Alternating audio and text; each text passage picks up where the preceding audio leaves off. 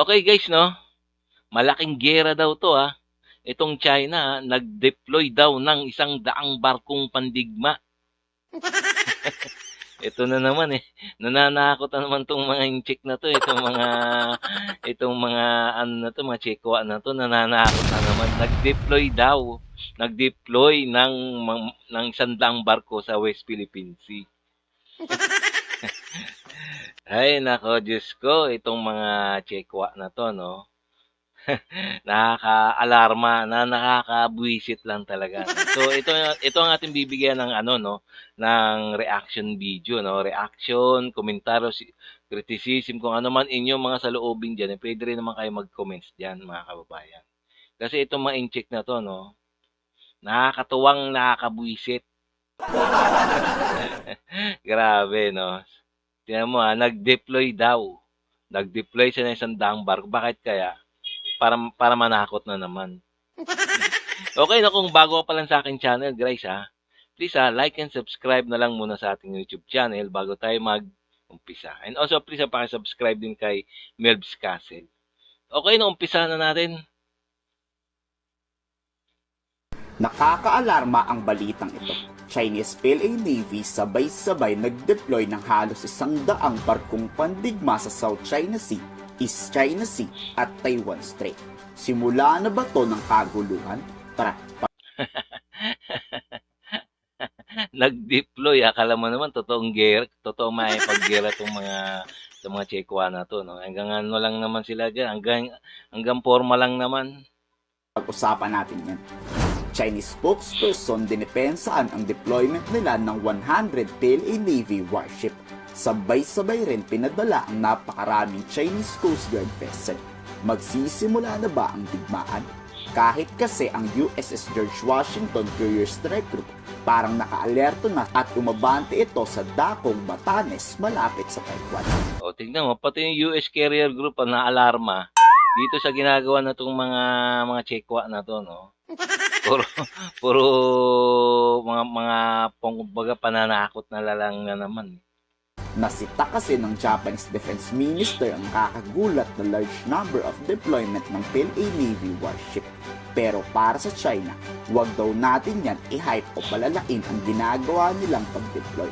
Normal lang daw na pagpapatrolya ang tawag nila dyan at wala daw dapat ikabahala. Ayun daw, normal lang daw yun. Kung di ba natin sila kilala na itong mga Chekwa na to, no? Puro mga pambubuli at pananakot lang. Alam ko, mga pananakot lang ng yan. Pinapakita nila na marami silang mga asset, mga military asset o mga barkong pandigma. Kumbaga panakot lang. Karapatan daw ng China mag-deploy for defensive purposes only lang daw. Huwag daw tayong mag-overreacting. Can the government confirm whether the Chinese military is currently massing a large number of naval and coast guard vessels in the East China Sea, the South China Sea, the Taiwan Strait, and into the Pacific? Are these regular drills, or is China planning something else? Japan's defense minister said today that China has been expanding and stepping up its military activities in the areas surrounding Japan. How does the Chinese government respond to this? 你提到的有关情况，建议向中方的主管部门询问。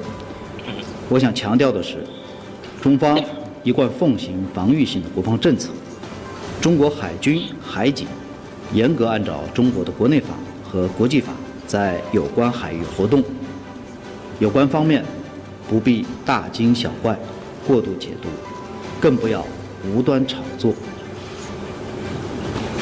Pati ang Philippine Navy nakatutok sa mga warship ng China malapit sa Luzon. Parang Taiwan kasi talaga daw ang aatakihin ng China. Naka-high alert nga ang buong Armed Forces of the Philippines. Naka-monitor din ang Philippine Navy sa nangyayaring military drills daw ng China sa may Okinawa, Japan. Over the weekend and last week, we have monitored a Chinese task group centered on an amphibious assault ship passing on the eastern seaboard of the Philippines beyond our EEZ. We have also noted the Liaoning Carrier Battle Group on the northeastern part of Luzon, close to Okinawa. Kahit nasa labas sa exclusive economic zone ng Pilipinas ang mga Carrier Battle Group, Nilinaw ni Commodore Trinidad na handa sila sa anumang plano ng China. Inaalala lang ng AFP ang mga Pilipino OFW kung gegerahin talaga ng China ang Taiwan. What is important is that the actions, the intent, the objectives of these group sales must be transparent, and the actions of the ships, to include their embarked aircraft, must be non-aggressive and abide with international. Considering that the Philippines, Japan, Taiwan are all within the first island chain, and as mentioned by the Commander-in-Chief, that any action in Taiwan, in Japan would surely impact on the Philippines. The AFP is monitoring developments now on a regional basis. Kayo, tingin nyo kaya ba ng China ay paglaban sa 4 na bansa ng sabay-sabay? Amerika, Pilipinas, Japan at Taiwan. Komento sa baba ang inyong saloobin. Okay, no, mga kababayan, no. Tingnan naman itong mga incheck, itong mga itong mga chekwa, no. Talagang puro pagyayabang lang ang ginagawa nito eh.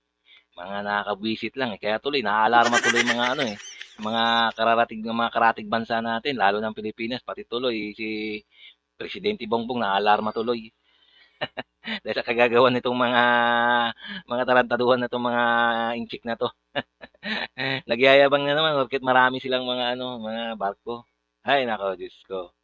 Okay, no? So guys, no, so hanggang dito na lang tayo, no? So kung nagustuhan nyo yung mga ganito mga reaction video, please like and subscribe na lang muna tayo bago tayo magtapos. Okay? Nang sagal ma-update pa kayo sa mga video na aking pang i-upload sa mga next day. Okay, no? So maraming salamat.